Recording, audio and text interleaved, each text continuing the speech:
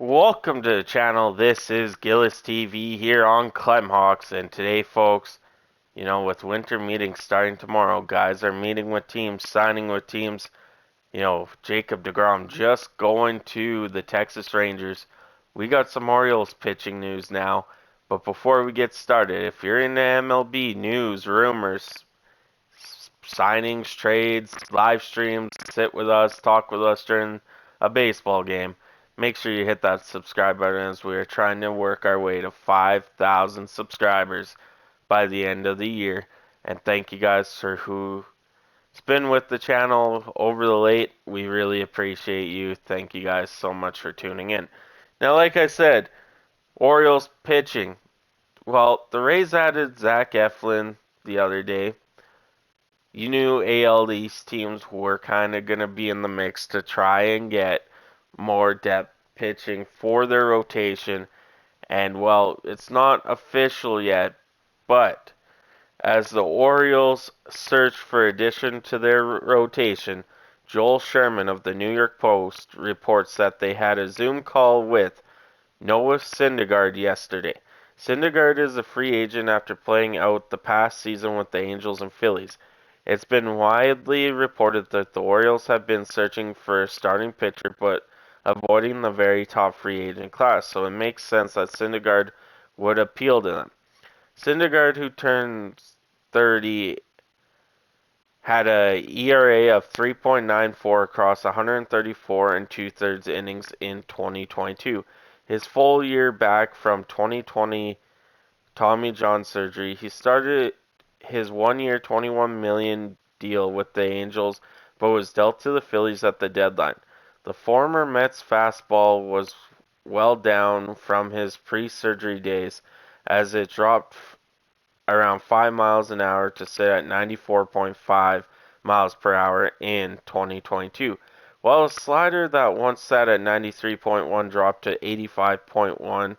As a result, his strikeout rate fell considerably from 16.8 versus 24.5 in 2019. Today's version of Syndergaard might not be the overpowering one that earned the nickname Thor at the Mets, but it still amounts to the valuable pitcher, and he's still young enough that perhaps he could claw back some of that lost velocity in 2023. MLB TR predicts Syndergaard would receive a 3-year, $36 million deal this winter. The Orioles currently have some combination of Dean Kremer, Austin Voth, Tyler Wells, Kyle Badish, and top prospect Grayson Rodriguez penciled in their rotation. It's a young group with plenty of question marks, so it certainly makes sense that they'd look to bump one or two of those names in favor of an external veteran addition or two. Whether or not Syndergaard winds up in Baltimore, it seems almost certainly that they'll have a few names in their pitching ranks. The Orioles are looking to build from a promising 83-79 season in 2022, and the rotation is the area of focus. Should they miss out on Syndergaard, the likes of Tajon Walker, Jameson Taillon, and Chris Bassett could all have appeal. So, Noah Syndergaard, like you said, not his self after having Tommy John, but after having Tommy John surgery, you're pretty much not yourself. You actually have to, it'll come back over time. And for Syndergaard, it's just taking longer than others. But last year, Syndergaard played in 25 games, going 10-10, 3.94 ERA, 134 and two-thirds innings pitched, with 95 strikeouts and a WHIP of 1.25.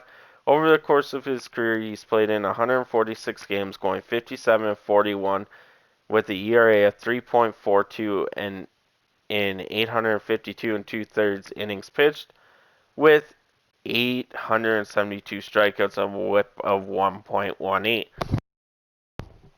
So for Syndergaard, yeah, the strikeouts are down because he's lost his velocity on the fastball slider, but he's still an effective pitcher.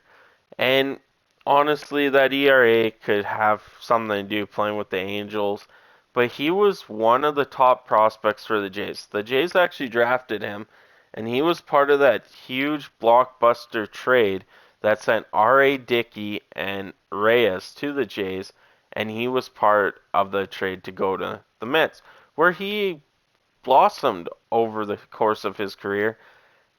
Then, of course, the accident of Tommy John surgery, no one wants to go through that. But he is still a solid pitcher that the Orioles could use on the mound and push one of those guys they said to the bullpen or AAA for time being until there is an injury, if there ever is. Knock on wood that there isn't.